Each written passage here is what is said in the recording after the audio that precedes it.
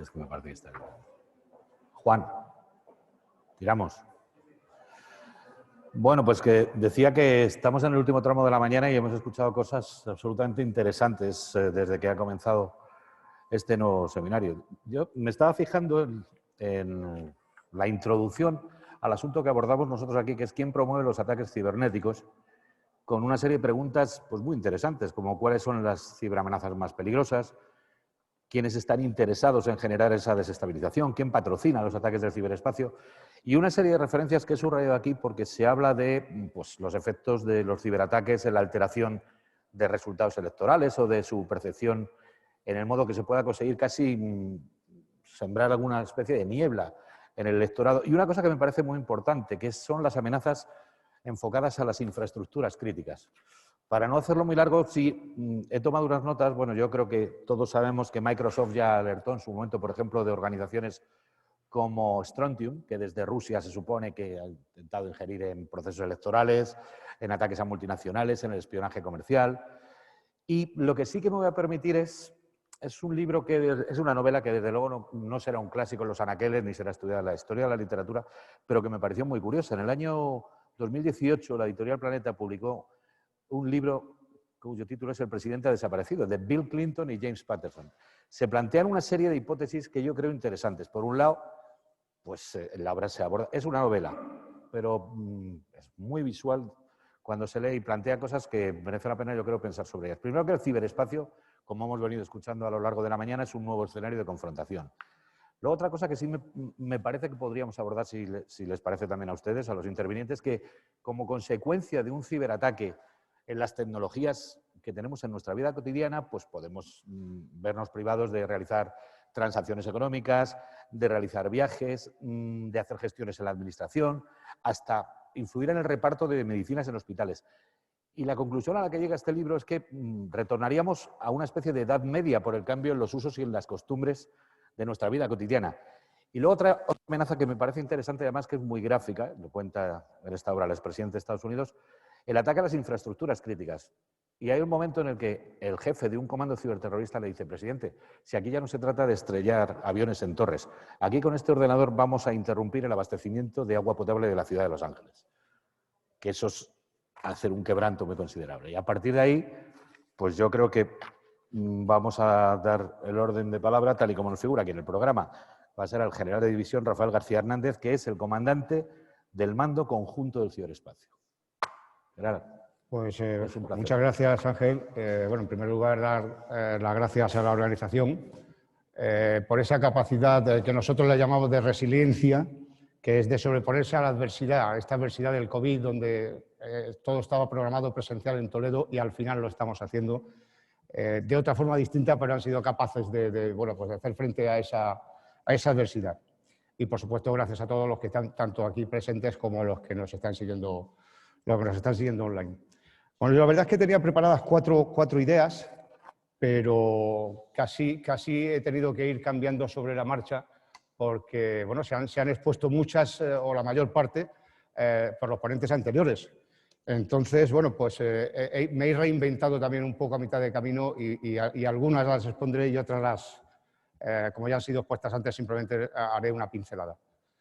Pero bueno, me ha dado pie, la introducción de Ángel me ha dado pie ahora mismo estoy viendo la serie Homeland, que yo creo que si no la ha visto alguien, pues por lo menos ha oído hablar de ella, de Netflix, y entre otras cosas, en uno de los capítulos matan al vicepresidente del gobierno con un ordenador porque tenía un chip que le habían implantado, un marcapasos en el corazón. Y lo matan pues, a la distancia reglamentaria, etcétera, etcétera. O sea, es un cibercrimen total y absoluto. Por supuesto, es una novela, etcétera, etcétera, ¿no? Pero bueno, nos puede dar una idea de en qué mundo nos movemos, ¿no?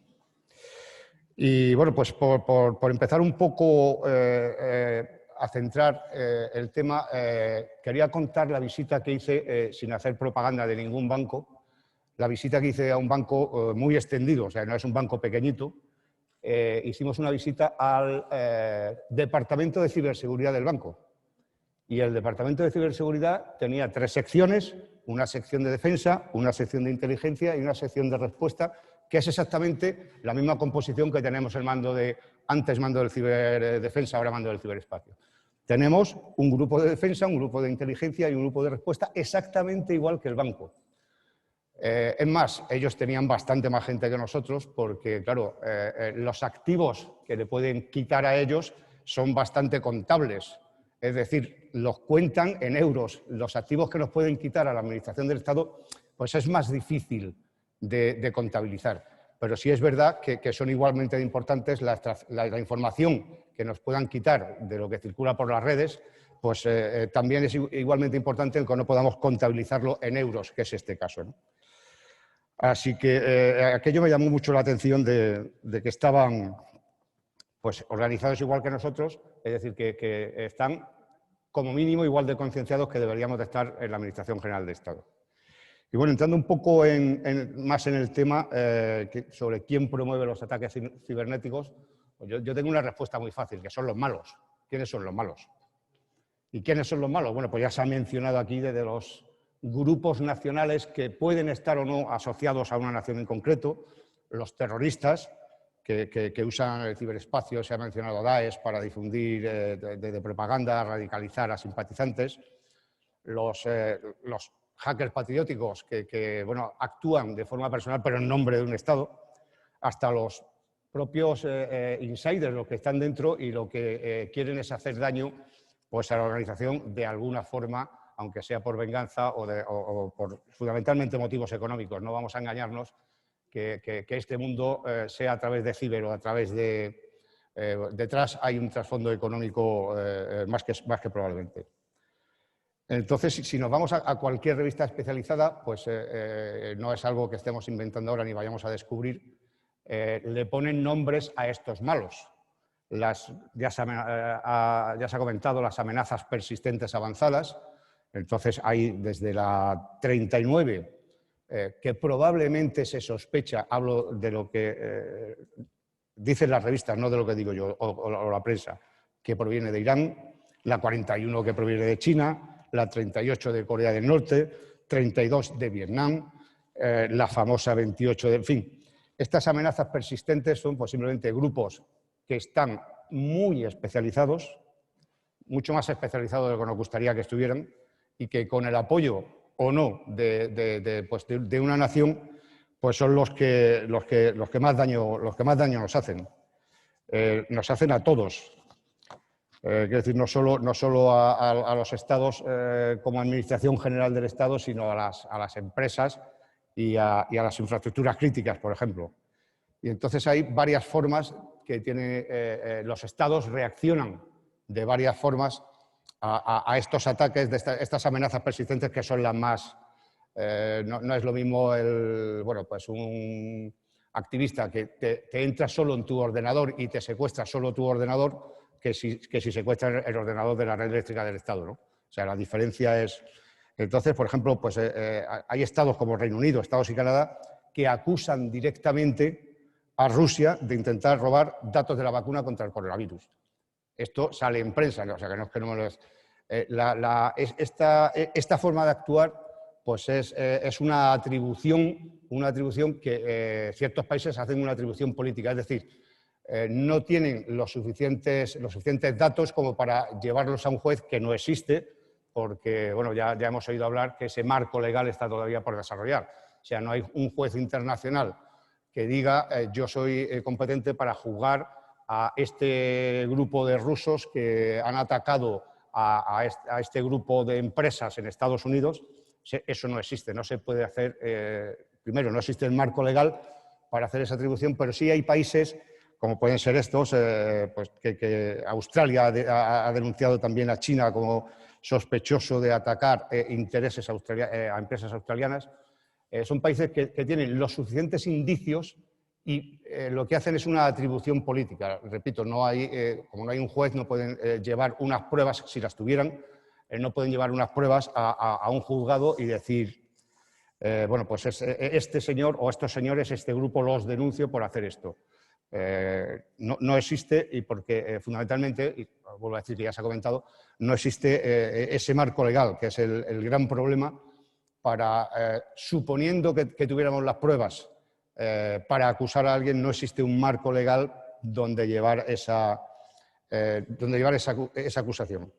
De hecho, incluso las organizaciones supranacionales, como es la Unión Europea, que intenta de alguna forma regular este marco, bueno, pues se ve pues con la dificultad de identificar claramente el origen del ciberataque.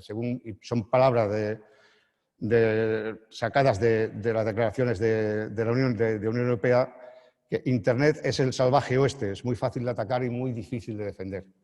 Entonces, a pesar de que se intenta establecer un mecanismo para coordinar esa atribución, pues al final la Unión Europea termina diciendo que es una decisión soberana, es decir, es una decisión de los propios países. La Unión Europea pues no tiene competencia para atribuir a un país en concreto un ciberataque. Entonces lo deja en manos nacionales de los Estados miembros, aunque luego ellos puedan coordinar a nivel europeo pues determinados mecanismos, como es pues eso, la directiva NIS, etcétera, pero lo que es la atribución, bueno, pues depende un poco pues eso, de los países.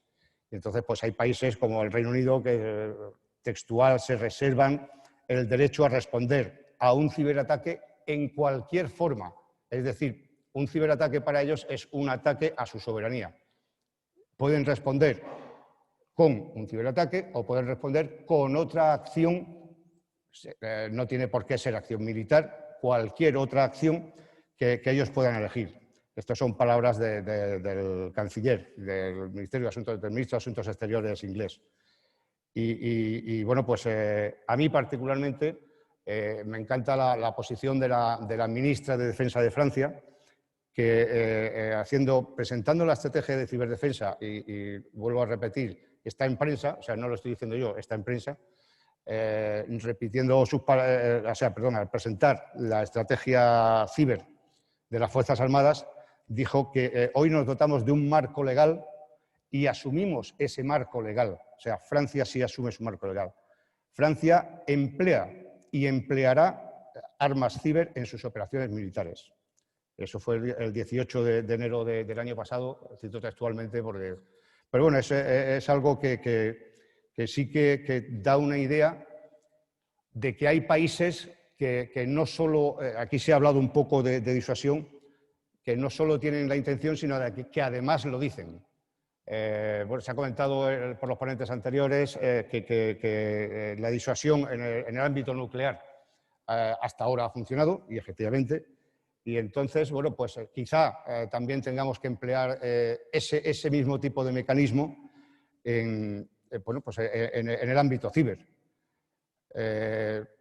Yo que he visto un poco de azul, pues en el Ejército del Aire, en el combate aéreo, pues hay una paridad, una superioridad o una supremacía, ¿no? Entonces, ahora mismo, como mucho, estamos en paridad en el ámbito ciber con los otros países, con los países que hacen de malos, por llamarlo de alguna forma.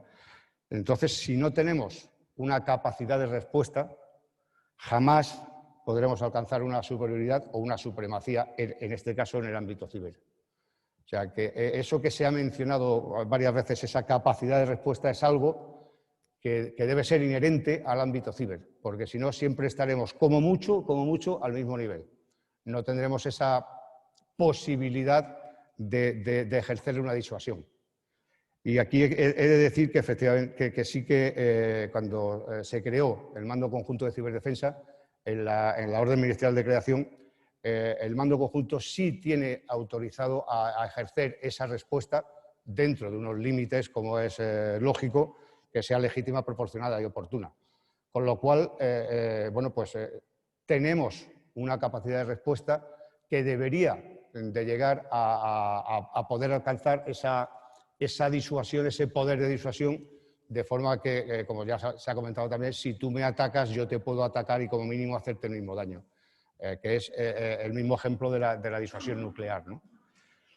Disuasión nuclear que curiosamente, ayer vi una noticia, como estaba hablando de Francia, de que han hecho un ejercicio aéreo con 50 aviones, de los cuales unos cuantos eran nucleares. Es decir, que repiten esa disuasión nuclear para decirle al resto de los países que quieran verlo y oírlo. No vamos a atacar porque hasta ahora hemos estado en un status quo en este ámbito nuclear, pero quiero deciros que seguimos teniendo la misma capacidad. O sea, que no porque no la ejerzamos dejamos de tenerla. Voy a hacer un ejercicio para demostrarlo, ¿no? Y bueno, pues la verdad es que poco más quería decir porque creo que sería más interesante luego entrar en el debate con las preguntas que hagan, pero sí que quería aquí lanzar una idea que algún pensador que está presente aquí y que va a publicarla recientemente ha hecho una equiparación que me parece muy acertada. Hasta ahora, en el ámbito marítimo, las fuerzas navales, las Standing Naval Forces de OTAN, pues han funcionado. Quiero decir, no ha habido ningún combate con las fuerzas rusas, o sea, y han funcionado y de hecho siguen funcionando. Entonces, bueno, pues es una idea, y vuelvo a decir, es una idea que OTAN es una organización defensiva, pero también ha ejercido de alguna forma esa capacidad de disuasión en el ámbito nuclear, ¿no? Pues no veo yo descabellado pensar que por qué no ejercer esa disuasión en el ámbito ciber. OTAN, lo sabemos, no sabemos hasta qué punto, pero sí sabemos que ha salido en prensa, que ha sufrido varios ataques ciber en sus redes, pero no puede, como organización defensiva que es, no puede tener esa capacidad de disuasión o de respuesta, puesto que es una organización defensiva. Pero esa capacidad de disuasión, de alguna forma, siendo organización defensiva, sí la ha hecho con las fuerzas navales y ha seguido funcionando, o con las fuerzas nucleares, aunque no sean propias, pero ha seguido funcionando, ¿no? Bueno, pues como idea, dejo aquí, repito, la idea no es mía, es de alguien que está aquí sentado, que ¿por qué no? OTAN puede tener una capacidad de respuesta en el ámbito ciber, puesto que ya sabemos, ellos saben y lo sabemos todos, que está siendo atacada, sus redes están siendo atacadas. Bueno, pues si quiere de alguna forma disuadir de que ataquen sus redes, pues tener una capacidad de respuesta equilibraría un poco, por lo menos esa balanza que se equilibró en el ámbito nuclear y por qué no se va a equilibrar en el ámbito ciber. Y aquí lo dejo para dejarle tiempo a mis compañeros y que... Muchas gracias, general. Bueno, pues vamos a enlazar inmediatamente con Rosa Díaz, la directora general del Instituto Nacional de Ciberseguridad. Tuya es la palabra, Rosa. Gracias, Ángel. Buenos días a todos. Muchas gracias a la organización por la invitación. Lo cierto es que INCIBE no se dedica a la atribución. Nosotros estamos enfocados en toda la parte de ayuda a la víctima, ayuda pues, a pymes, a empresas y a ciudadanos. He traído una presentación un poco para que ya la tenemos puesta. Entonces, bueno, simplemente deciros que el enfoque de esta presentación es más desde ese punto de vista técnico, que también creo que es muy importante y, bueno, pues puede complementar todas las aportaciones del resto de potentes y de las preguntas que hagáis. Empezaré diciendo quiénes somos, quiénes somos, simplemente para aquellos que nos conozcáis. Como os he dicho, bueno, pues somos una empresa pública que está adscrita a la Secretaría de Estado de Digitalización e Inteligencia Artificial dentro del Ministerio de Asuntos Económicos y Digitalización.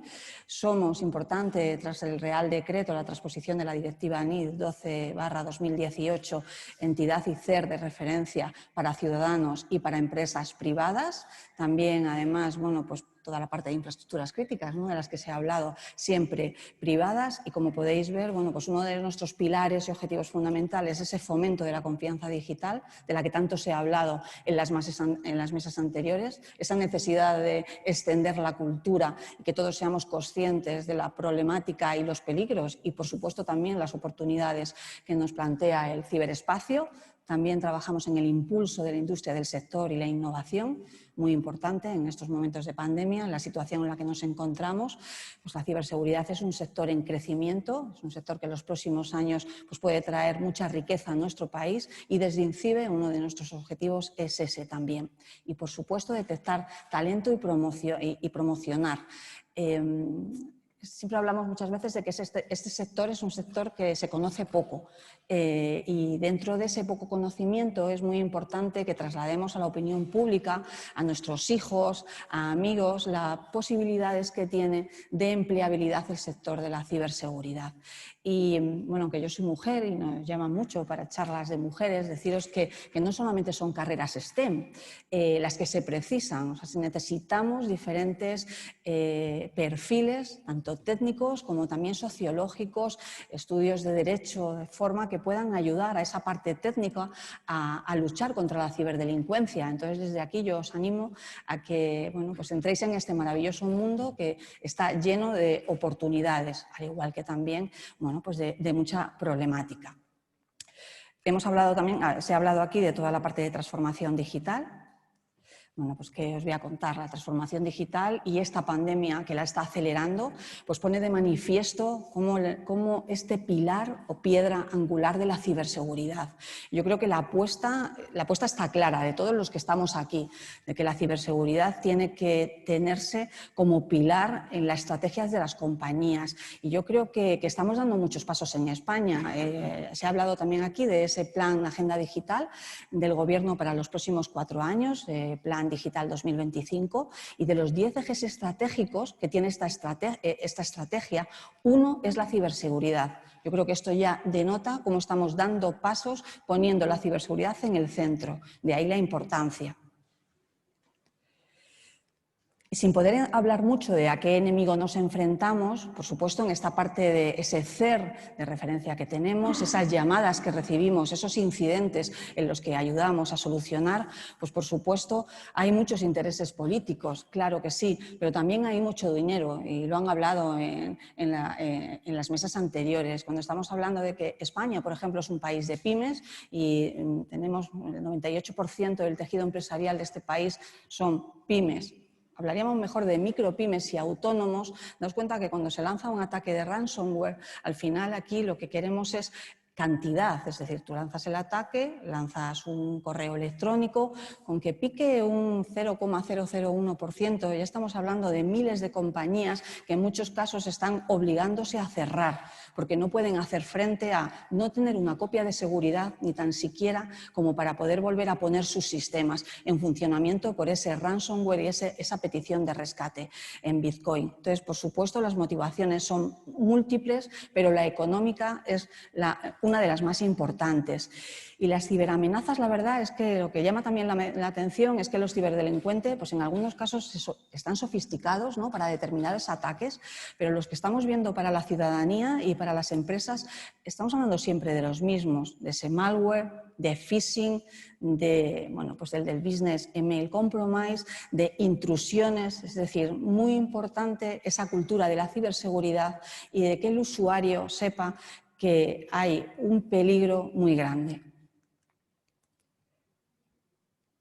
Si seguimos, quería daros unos datos de cuáles fueron los incidentes que gestionó nuestro CER el año pasado. Veis ahí, pues hay un total de 107.000 incidentes gestionados, de los cuales pues más de 72.000 son de empresas y ciudadanos. No llegaron a 800 los operadores estratégicos, infraestructuras críticas, y en el caso de la red IRIS, la red académica, estamos hablando de más de 30.000 ataques. Como podéis ver, importante también las cifras, los incidentes por categorías. Pues el top 3, que ocupa pues casi el 90% de todos estos incidentes, son fraude, sistemas vulnerables y malware.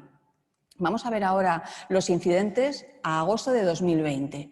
Bueno, pues llevamos, no llegan a 80.000 los incidentes, son 79.000. Podéis ver 63.000 para ciudadanos y empresas, más de 750 de operadores críticos, lo que ya nos está diciendo, ¿no?, que este año vamos a tener más incidentes de este tipo, y unos 15.000 para la red IRIS. Igualmente, las tipologías de este año son las mismas que las del año pasado.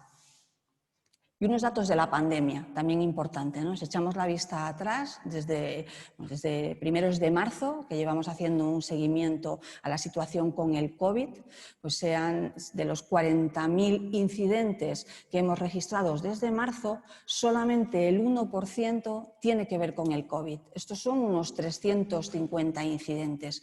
Son muy pocos, ¿no?, como hemos visto antes. No es que esté habiendo mucho más incidente. Lo único que los ciberdelincuentes están utilizando o utilizaron en ese momento de no tener información, de estar ávidos de saber, de mirar en Internet, de buscar, por supuesto, de teletrabajar, los que lo podíamos hacer, de tener las clases online, pues aprovechaban esos nuevos modelos para hacer estafas, para vender productos falsos, dominios fraudulentos, etc. Luego vamos a ver algún ejemplo.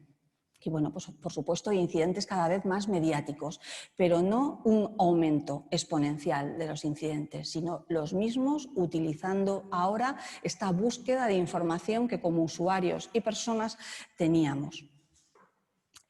Uno de los ejemplos, y es un ejemplo de, bueno, pues de suplantación de una marca, en este caso Sanitol, en el que en un link te dicen que metas tus datos que te van a enviar unas muestras gratuitas, ¿no? Antes hablaba Félix Roldán de, bueno, pues de que 1.200 personas vendían su alma al diablo.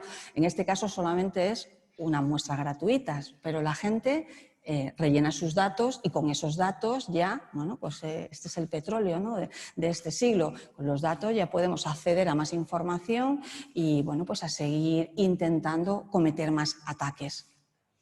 Allí podéis ver una página web de INCIBE donde podréis encontrar pues, diferentes campañas de este tipo que nos hacen conocer cómo se mueven los ciberdelincuentes y bueno, pues poner los medios para que no vuelva a ocurrir. Entonces ahí están identificadas, pues, aparte de la de Sanitol, diferentes páginas web. Vamos a pasar por otro ejemplo también de problemática que ha sido la extorsión. En este caso ha sido, bueno, pues se recibían mensajes y tú recibías un mensaje indicándote que tenían un vídeo sexual tuyo y que si no pagabas un rescate iban a mandar ese vídeo a tus conocidos. Entonces, oye, y este no es de los mejores, yo creo, ejemplo, ¿no? Está en inglés, pero al final lo que hacen los ciberdelincuentes es conseguir una clave que está vulnerada en algún momento, ¿no?, de tu vida, de claves que recuerdas que has utilizado en algún caso. Lo que debemos hacer es utilizar gestores de contraseñas para no tener problemática y que no nos puedan adivinar estas claves. Entonces, bueno, pues te dicen una clave, te dicen que tienen ese vídeo y te están extorsionando. Y se pagan estos rescates, aunque tú sepas que nadie te ha podido grabar un vídeo, bueno, te dan la duda y hacen todo lo posible para que puedas pagarles. Pues este ejemplo de extorsión durante los meses de pandemia lo hemos visto con mucha asiduidad y además hemos recibido muchas llamadas de ello. Phishing. Aquí pongo el ejemplo de la agencia tributaria, pero habéis oído también del SEPE. Bueno, hay infinidad de phishing. En un momento en el que, bueno, pues la agencia tributaria nos dice, ¿no?, suplantan el correo, la cuenta de correo electrónica que recibes. Tú crees que es un mail, bueno, pues que es correcto. Te dicen que, por favor, como dice ahí, tienes 7 días para descargar, para imprimir y además para enviar firmado. Pues por supuesto lo haces. Además ellos intentan darte mucha credibilidad en todo ese proceso y hacen que lo rellenes, incluso en algunos casos nos piden la cuenta bancaria y se rellena la cuenta bancaria, algo pues, que no se debe de hacer y dices, oye, pero si esto es sentido común, pues que al final el sentido común muchas veces es el menos común de todos los sentidos. Estos son ejemplos, múltiples ejemplos que tenemos. Vamos avanzando, estoy ya casi terminando. Otro ejemplo de ayudas económicas. Oye, el Estado destina una ayuda de entre 350 y 700 euros, rellena los datos. Pues igualmente, los datos aquí tenéis, tarjeta para inscribirte, te piden tus datos de tarjeta y la gente pica, se inscribe y ya, pues ¿de qué manera buscamos a este ciberdelincuente?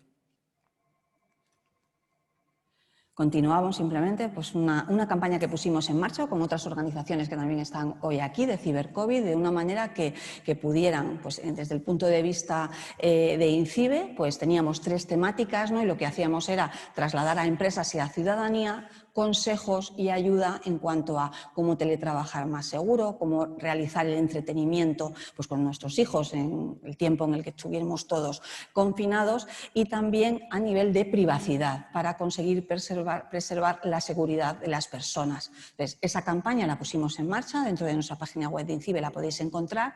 Y yo simplemente también hablar de que la tecnología ayuda. Sabéis que desde nuestra Secretaría y el Gobierno se ha lanzado una aplicación, Radar COVID, que se está poniendo en marcha en todas las comunidades autónomas, y lo que queremos aquí reflejar es cómo también la tecnología ayuda a un momento de pandemia a que tengamos de una manera totalmente colaborativa y anónima, sin perseguir recogida de ningún tipo de datos, podemos estar más seguros en nuestras interacciones pues habituales cuando estamos fuera de casa. Un teléfono que os quiero dejar, un 017, que utilicéis, es una línea de ayuda confidencial y gratuita, disponible los 365 días del año, de 9 de la mañana a 9 de la noche. Lo tenéis a vuestra disposición pues, para que podáis llamarnos ante cualquier duda. Y ahora sí, para finalizar, hemos hablado, ¿no?, de que el ser humano es el eslabón más débil de la cadena, es sobre el que debemos hacer, bueno, pues poner mucho más foco para concienciarle, porque por mucho que tengamos un sistema robusto y pongamos todas las medidas de seguridad que tengamos a nuestra mano, el 95% de los problemas en cuanto a ciberseguridad son por acción y omisión o omisión de las personas. Esta cifra que tenéis aquí, que muchos conoceréis, sobre todo los que somos del sector, pues es una cifra que utilizaban 23 millones de cuentas que, por supuesto, fueron vulneradas según un estudio del National Cyber Security Center en el Reino Unido. Yo no utilizaría esta contraseña, pues 23 millones de personas la utilizaban. Es un dato del año 2018, pero os aseguro que cuando salgan los datos en el 2020 volverá a pasar lo mismo. Entonces nosotros somos la fortaleza más importante para luchar contra la ciberdelincuencia. Muchas gracias, Ángel. Bueno, pues concluimos con Luis Jiménez, el director general del Centro Criptológico Nacional. Luis. Muchas gracias. Cuando quieras. Buenos días. Voy a finalizar esta sesión hablando o intentando responder a la pregunta que aparece en el programa sobre quién nos ataca. Antes que nada, quiero agradecer la invitación que se nos ha cursado para participar y además participar en esta mesa con compañeros en los que estamos en el día a día de la ciberseguridad de este país, ¿no? Bueno, pues yo voy a intentar responder a la pregunta de quién nos ataca, pero no voy a dar nombres, como pueden imaginar, ¿no? Simplemente voy a hacerles pensar qué es o cómo se realiza un ciberataque, y al contarles yo cómo se realiza un ciberataque, piensen ustedes quién puede tener capacidad de hacerlo. Nosotros, cuando estudiamos los incidentes o los ciberataques,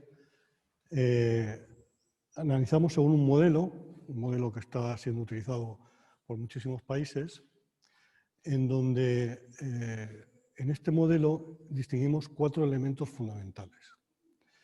No es posible realizar un ciberataque si no existe el primer elemento de este modelo, que es una vulnerabilidad. Para que un sistema informático o un sistema de comunicaciones pueda ser ciberatacado, tiene que tener una vulnerabilidad. Si no, es imposible realizar un ciberataque.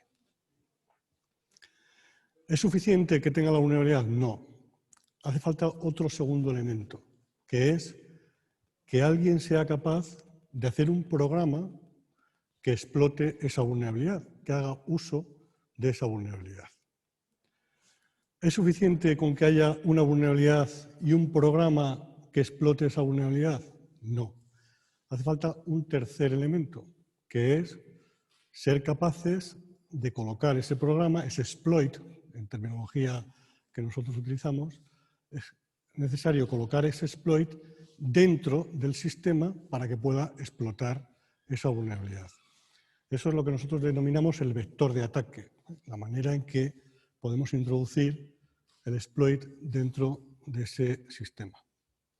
Y por último, el cuarto elemento que hace falta para que un ciberataque tenga éxito es tener una infraestructura que me permita explotar el ataque, fundamentalmente para conseguir 2 cosas. Para que la explotación del ataque sea eficiente, es decir, que pueda o manipular el sistema o hacerlo o destruirlo o sacarle la información de una manera eficaz. Y la segunda función que tiene la infraestructura de explotación es romper la posibilidad de investigación o la posibilidad de atribución del ciberataque. Entonces, estos 4 elementos, la vulnerabilidad, el exploit, el vector de ataque y la infraestructura de explotación, es lo que nosotros analizamos y estudiamos cada vez que nos enfrentamos a un ciberataque. Y ahora podemos hablar largo y tendido sobre cada uno de estos elementos. La vulnerabilidad. Todos los sistemas hoy en día salen al mercado con vulnerabilidades.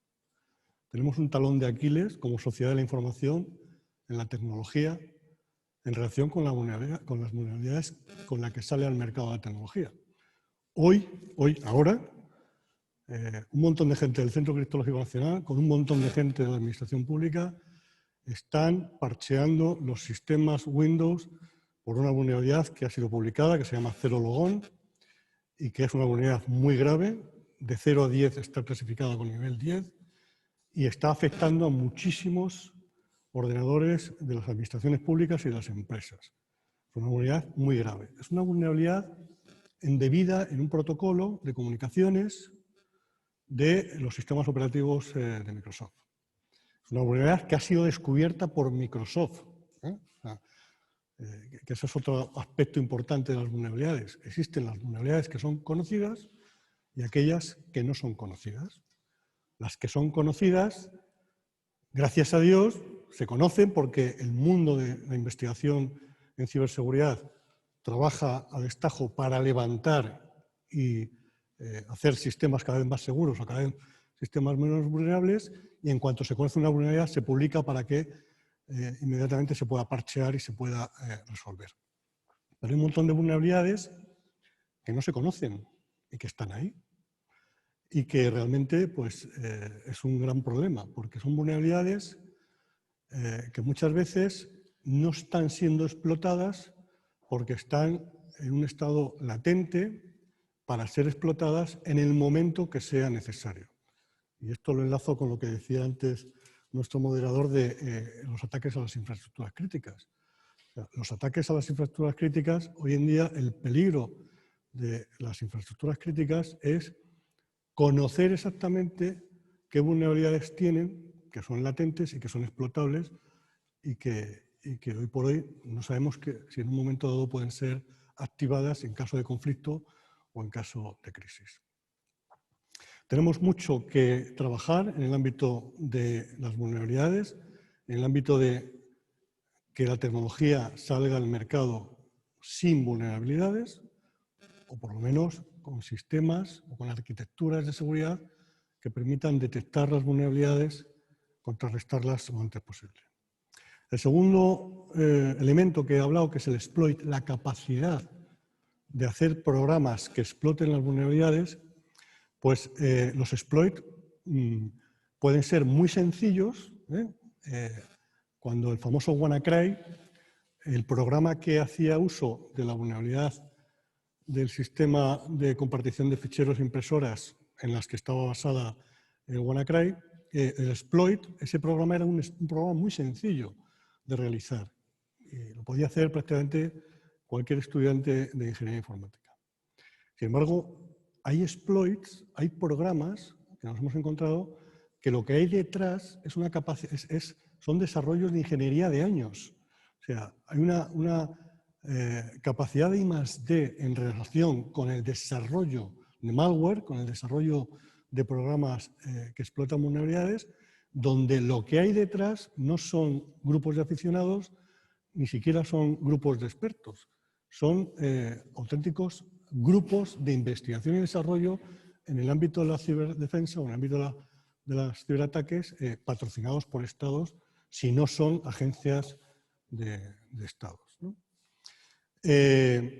Los exploits son muy sencillos o muy complicados y para hacer exploits y para hacer programas maliciosos que exploten las vulnerabilidades, pues significa conocer muy bien el funcionamiento de las tecnologías, conocer muy bien el funcionamiento del core, del corazón de cada sistema informático o de cada sistema de comunicaciones.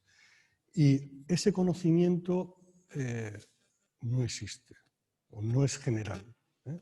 Ahí tenemos una gran carencia como sociedad, España en concreto y Europa en general, en expertise, en expertos que tengan un profundo conocimiento del funcionamiento de las tecnologías de la información. Los sistemas cada vez son más complejos, cada vez es más difícil saber determinar la seguridad de un sistema.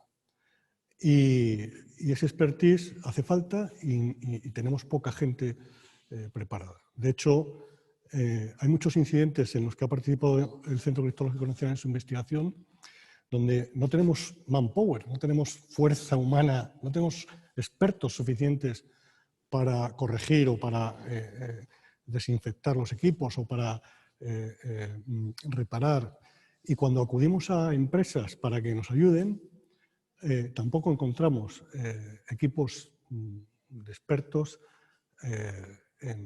que puedan entender bien el problema de lo que está ocurriendo en el sistema para poder parchear o para poder contener la infección. Existen equipos, el Mando Conjunto de Ciberespacio, existen equipos en INCIBE, existen equipos en grandes empresas, algunos equipos en las universidades, pero no existe un conocimiento, no existe masa crítica suficiente de expertos para hacer frente al análisis de las vulnerabilidades, al parcheo o a la recuperación o a contrarrestar los exploits que hacen uso de esas vulnerabilidades. En referencia al vector de ataque, el vector de ataque, aquí entra fundamentalmente el factor humano. Lo que hablaba antes Rosa de que, claro, si tengo un sistema cuya contraseña es 1, 2, 3, 4, 5, 6, pues le estoy facilitando mucho la entrada al atacante para que pueda depositar en mi sistema ese exploit que haga uso de la vulnerabilidad. Entonces, lo que es la labor de concienciación se ha hecho mucho en España y en Europa en general en relación con la concienciación. Los medios de comunicación cada vez hablan más de los ciberataques y de la ciberseguridad, etcétera, etcétera. Hoy en día por la calle preguntas a cualquier persona y sabría perfectamente más o menos contarte alguna anécdota de algún ciberataque o de algo que le ha ocurrido en un sistema informático, y existe un nivel de concienciación, no es suficiente, pero todavía, o sea, existe, pero todavía no es suficiente, hay mucho que hacer. Y después, en relación con el vector de ataque, es muy importante evitar ese vector de ataque, esa posibilidad de que el atacante coloque su programa, su exploit en nuestro sistema, haciendo o configurando los sistemas de una manera segura. Aquí entramos en lo que hacemos mucho en el Centro Criptológico Nacional, que es emitir guías de configuración segura de los diferentes dispositivos, de las diferentes tecnologías. Nosotros como ciudadanos y como usuarios de la tecnología tenemos en nuestro teléfono pues más de 30, bueno, del orden de 40 y tantos parámetros que configuran la seguridad de nuestro dispositivo.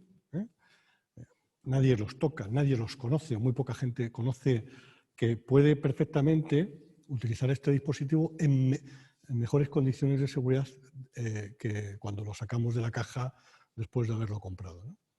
Bueno, pues ahí también hace falta trabajar mucho para que configuremos la tecnología de manera que sea segura y evitar ese vector de ataque que aproveche una vulnerabilidad de nuestro sistema. Y por último, la infraestructura. La infraestructura de explotación la utilizan los atacantes fundamentalmente para romper la atribución, para dificultar la investigación, para no saber por dónde nos vienen los tiros. Y esa es una realidad. Aquí hay un ámbito que todavía tenemos que trabajar como sociedad, que es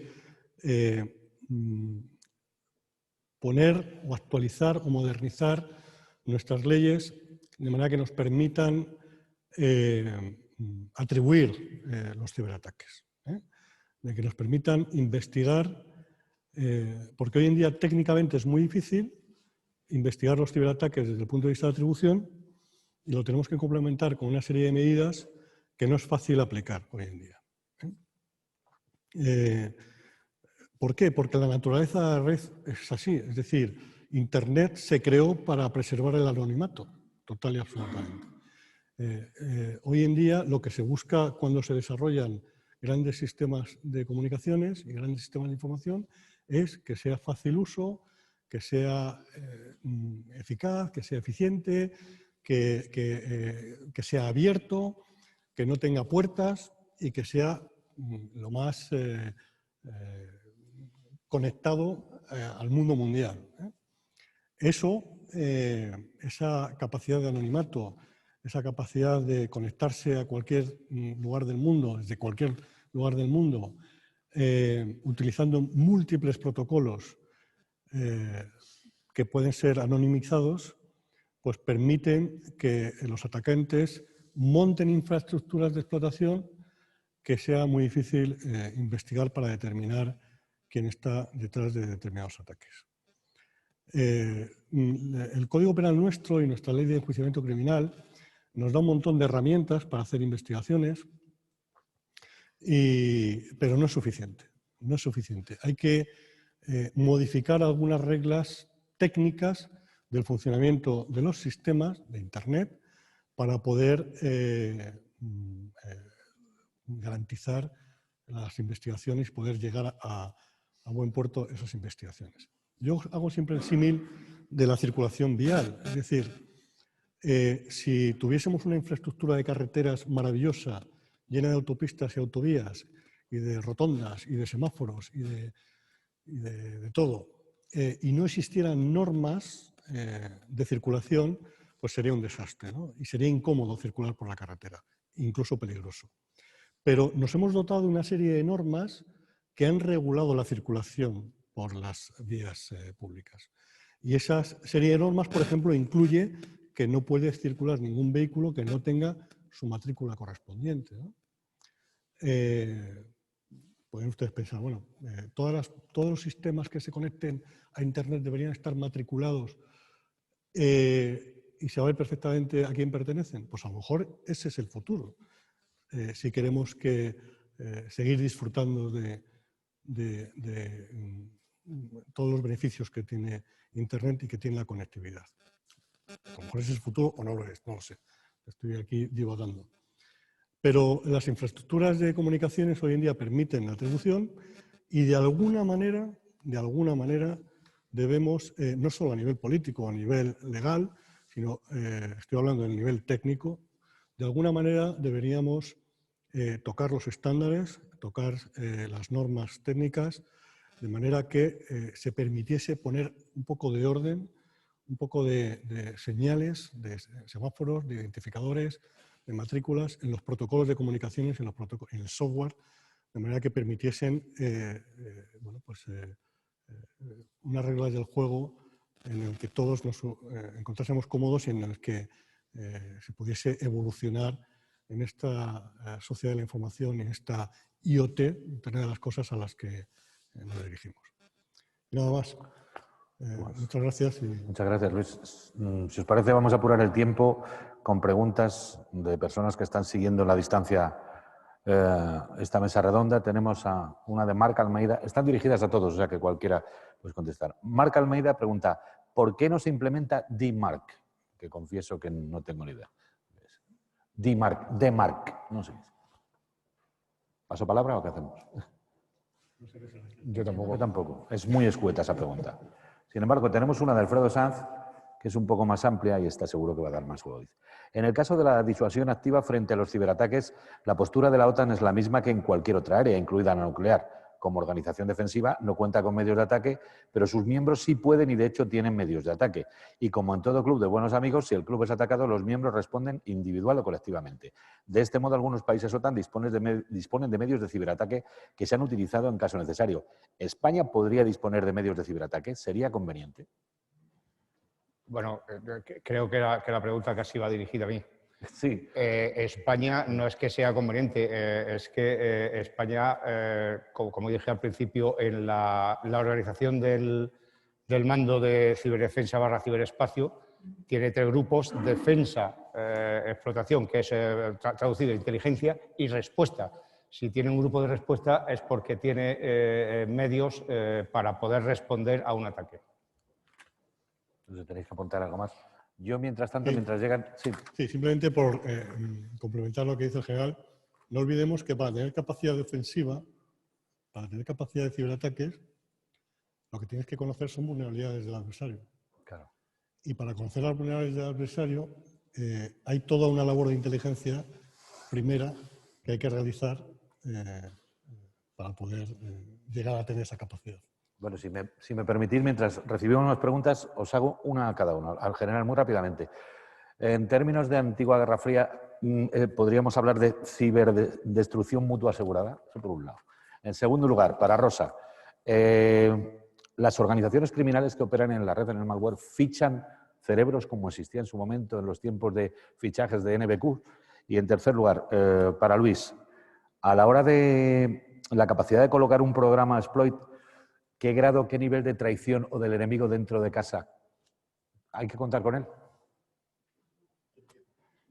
En general. Pues yo todavía no he leído ninguna novela, porque no ha caído en mis manos, de la destrucción mutua asegurada en el campo ciber, pero bueno, después de esa anécdota que he contado de la serie Homeland, si eso lo trasladamos a que pues por ejemplo, nos pueden envenenar el agua o dejarnos sin la red de la seguridad social, todo a la vez, y para completarlo apagamos las luces de media España, pues si eso lo multiplicamos, bueno, no sé si será una ciberdestrucción mutua asegurada, pero se parece bastante.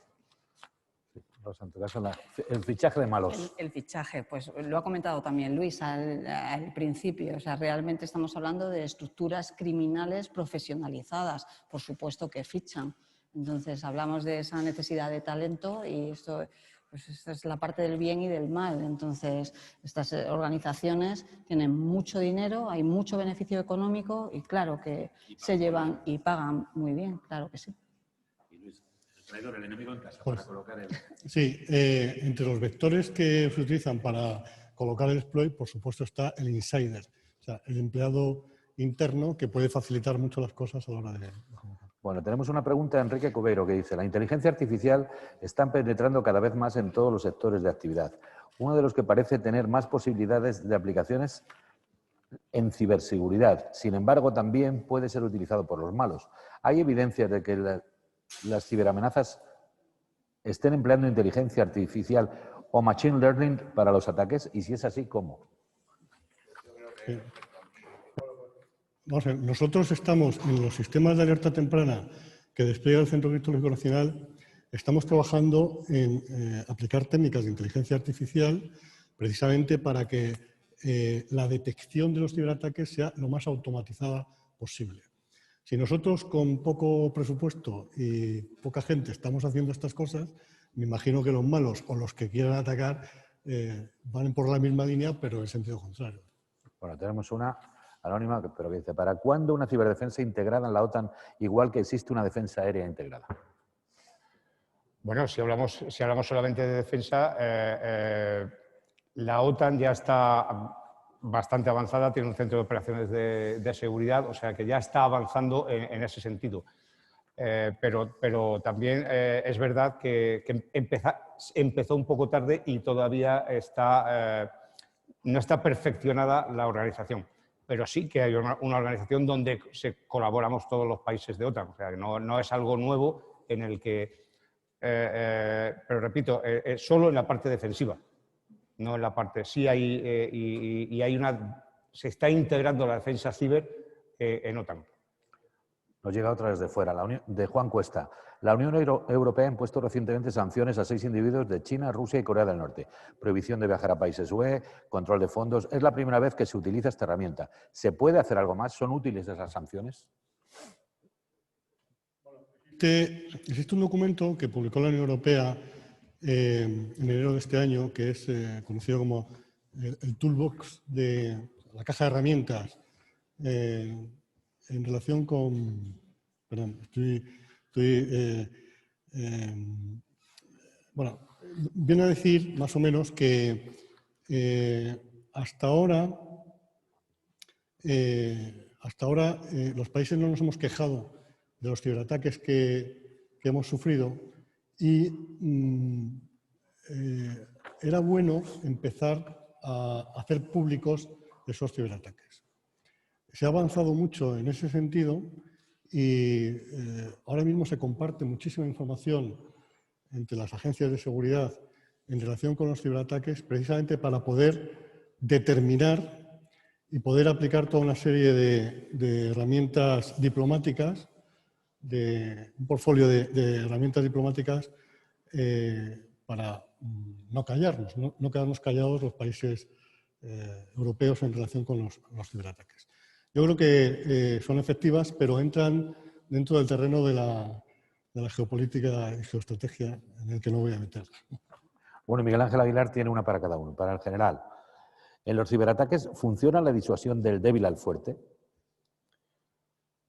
Funciona, claro, funciona la disuasión siempre y cuando tengamos las herramientas y la voluntad de demostrar que, aunque seamos un país más pequeño, somos capaces de hacerlo. O sea, Rusia tiene, voy a poner un caso, o el país X tiene 200 millones de habitantes y Francia solo tiene 80.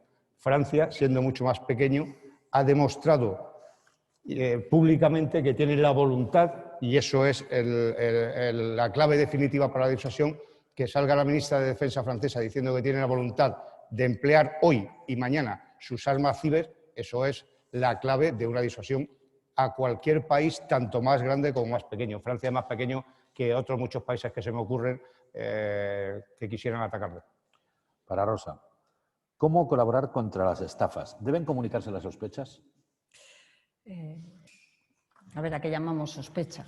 Es decir, cuando tú recibes un mail, ¿no? Hablamos aquí de estafas que casi todas vienen por phishing, pues por supuesto que hay que ponerlo en manos de las fuerzas y cuerpos de seguridad para luchar contra la ciberdelincuencia y para encontrar patrones. Es decir, si no se denuncia o como ya he dado el 017 para poder ayudar a realmente definir si eso es una amenaza, o sea, si es realmente una estafa o no lo es, si no lo hacemos, si la policía no tiene esas muestras y esos ejemplos para poder intentar hacer investigaciones, y no es lo mismo tener una estafa que tener 100 y empezar a tirar del hilo, pues es que no llegamos a ningún sitio. Es decir, lo que pasa es que aquí muchas veces ocurre lo de la vergüenza, ¿no? ¿Y cómo voy a decir yo que me han estafado? ¿Cómo voy a decir que he pagado, pues no sé, 100 Bitcoin o lo que sea? Pues muchas veces ocurre eso, pero lo que decimos siempre, y aquí todos los organismos, es hay que denunciar y hay que decirlo, porque es la única manera en la que podremos luchar contra eso. Y para Luis Jiménez, ¿anonimato y consecuencias igual a atrevimiento e impunidad? Perdón. El maestro Aguilar formula esto, que creo interpretar así. Anonimato y consecuencias, 2 puntos. ¿Atrevimiento e impunidad? Sí, textualmente. Pues probablemente sea esa ecuación. El anonimato permite hacer muchas cosas, lógicamente. El anonimato provoca que nos atrevamos a hacer más cosas y el anonimato impide la investigación, impide las consecuencias. Me gustaría resaltar y diferenciar que no es lo mismo anonimato y privacidad. O sea, se puede perfectamente preservar y proteger la privacidad sin tener anonimato en las redes. O sea, son dos cuestiones totalmente distintas. Hay que preservar y proteger la privacidad, pero técnicamente a lo mejor habría que retocar el anonimato que actualmente está en los sistemas. Y luego hay una que envía desde fuera Jaime, que me da la sensación de que también podría haberse encuadrado en el panel anterior, porque dice, respecto al tema de ciberseguridad y ciberdefensa nacional, ¿ustedes también consideran que es necesaria la creación de un Centro de Operaciones Nacional de Ciberseguridad, Ciberdefensa? Creo que la mesa anterior habló. La mesa anterior habló de la necesidad de la creación, bueno, el Consejo Nacional de Ciberseguridad ya aprobó la creación de un Centro de Operaciones de Seguridad de la Administración General del Estado. El panel anterior lo que ha hablado es ir un paso más adelante, que ese Centro de Operaciones de Seguridad de la Administración General del Estado sea de alguna forma esos ojos y de todos los demás, pero tener por encima ese puesto de mando que ha llamado el general Félix San Roldán. Luego, sí, indudablemente sería una ventaja el poder tener una cabeza pensante con un organismo ejecutor o varios organismos ejecutores que estuvieran alrededor, pero con una centralización favorecería mucho pues esa respuesta a incidentes o ataques. Y siempre que la ministra de Hacienda lo permita, claro. Siempre que los presupuestos generales del Estado doten de una partida presupuestaria. Bueno, pues... Sí, por favor. favor. Justo he llegado, pero no he estado en esa parte de Félix y del general cuando han estado hablando de esto. Y simplemente, pues también por dar un mensaje de tranquilidad a toda la audiencia, que en España, quiero decir, existen diferentes organismos a nivel operacional, pero tenemos una legislación que dota de todos los recursos, bueno, pues de comisiones que existen permanentes para estar todos comunicados. Y yo quiero dar ese mensaje también, en el sentido de que, sin haber escuchado, es verdad, ese shock, como se va a generar a nivel de la administración del Estado, pues para dar soporte a toda la administración pública, los diferentes organismos, unos que estamos hoy aquí y otros que no están, pues estamos, bueno, bajo un marco legal unidos, juntos y trabajando y colaborando, pues porque estamos, ¿no?, ayudando a España a que sea más cibersegura. Pues muchísimas gracias a los tres, y nuestro secretario general Miguel Ángel Aguilar va... Yo no sé si ibas a clausurar la mañana o ibas a preguntar algo. Lo que quería era, porque claro, es tan difícil hacer una pregunta muy breve y que sea descodificada y todo eso. Lo que quería, a propósito de la respuesta del general, esta actitud francesa es la misma que tuvo con la fuerza nuclear. O sea, eso está muy bien explicado por el general Boffre en su libro Introducción a la Estrategia, donde lo que dicen los franceses es: primero, la defensa nacional de Francia tiene que ser francesa. Punto número 1. Y punto número 2, no tengo la potencia nuclear que tienen los americanos o los soviéticos, pero voy a ser capaz de causarles un daño inaceptable. Eso es lo que se llama la disuasión del débil al fuerte. Y por ahí a lo mejor podríamos caminar también nosotros.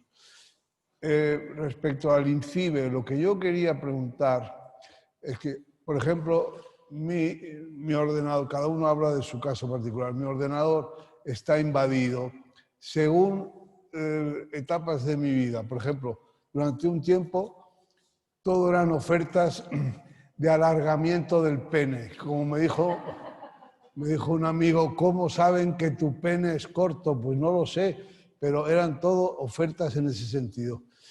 Otro momento de mi vida ha sido, soy de Madagascar, no sé qué, he heredado 200 millones de euros, pero mi cuñado no sé qué, entonces dígame cómo se lo transfiero. En fin, hay una tipología.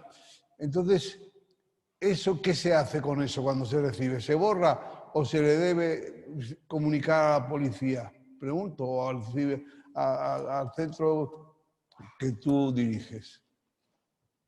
Bueno, me vas a recomendar que no pierda el tiempo y que lo borre y fuera, que no entre en nada. Quizás un formateo a lo mejor le iría bien al equipo, pero realmente lo que, y también eso sí que lo estaba escuchando antes cuando se ha hablado, realmente no podemos tener un dispositivo sin dotarle de herramientas que nos aseguren que va a estar limpio durante todo su periodo de vida. Es decir, algo tan tonto como un antivirus, ¿no?, pues al final te protege de determinados, bueno, pues esa parte, ¿no?, esa publicidad que vamos recibiendo, porque en algún momento has clicado, oye, pues he aceptado estos términos y entonces... No, yo no he picado nunca.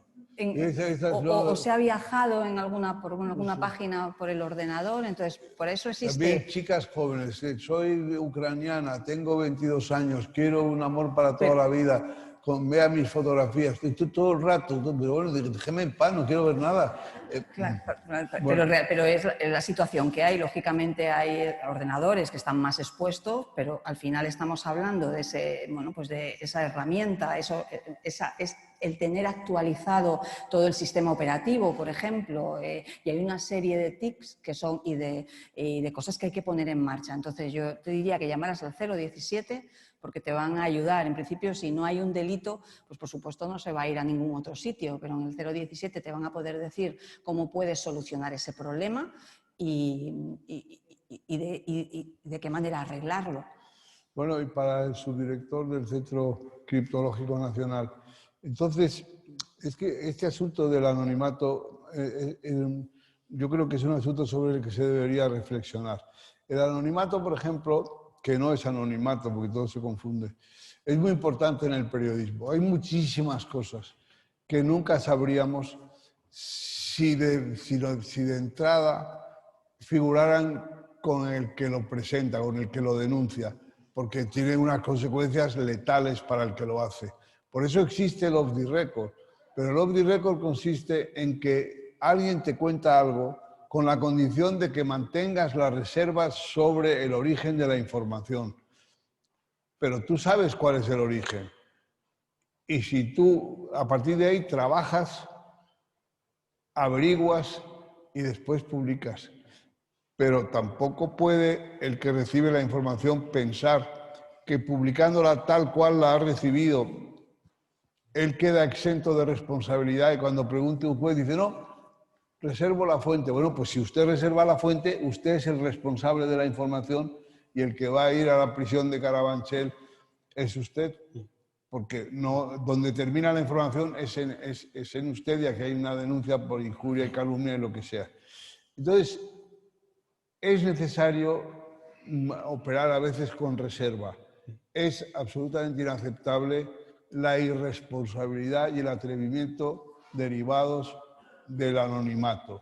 El anonimato como un sistema realmente que permite cualquier desatino, ¿no? Eso me parece que es muy grave. Y no habría que hacer, digamos, igual que hay una educación, se ha hablado del tráfico, igual que hay una educación vial. Y a los niños en las escuelas se les enseña que el semáforo rojo, que no sé qué, que tal, que hay que cruzar, que hay que mirar a los sitios, que si conduce usted un coche, mira a la izquierda, en fin, lo que sea. Igual que hay una educación vial, debería haber una educación, digamos, digital. Oiga, que se circula de esta manera, que tenga usted en cuenta tal que...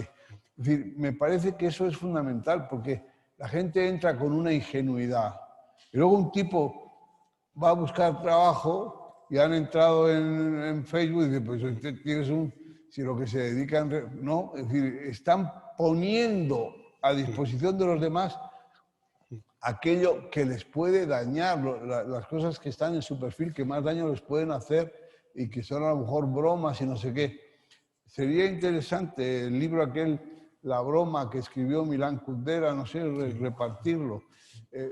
Son las cosas que más daño nos han hecho, que nos han sacado de tantos empleos, los chistes y las bromas. Y este asunto digital empieza a ser grave. La gente se está poniendo en una vulnerabilidad perniciosa. A Miguel Ángel, precisamente, nos hace llegar Sonia una pregunta que dice, para que los ciudadanos tomen conciencia de la importancia de la ciberseguridad, ¿no sería importante desarrollar un plan integral de formación generalista en ciberseguridad que se incorporara a todo el ciclo educativo? Sobre el anonimato. Yo estoy hablando del anonimato de las máquinas. O sea, yo necesito saber llegar a la máquina desde donde sale el ataque. Una vez que tengo identificada la máquina, para identificar a la persona que está detrás, ya tengo que ir a un juez, tengo que ir o sea, con todas las garantías procesales que me permitan saber quién es, a qué se dedica, etcétera, etcétera.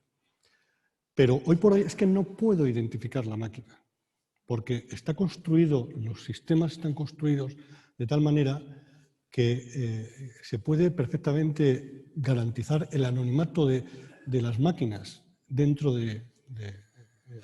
Entonces, es un anonimato, por ejemplo, haciendo el símil de la circulación vial. Usted no puede ir con un vehículo que no tenga su matrícula, su placa. O sea, no existe un paquete de datos por Internet sin su matrícula.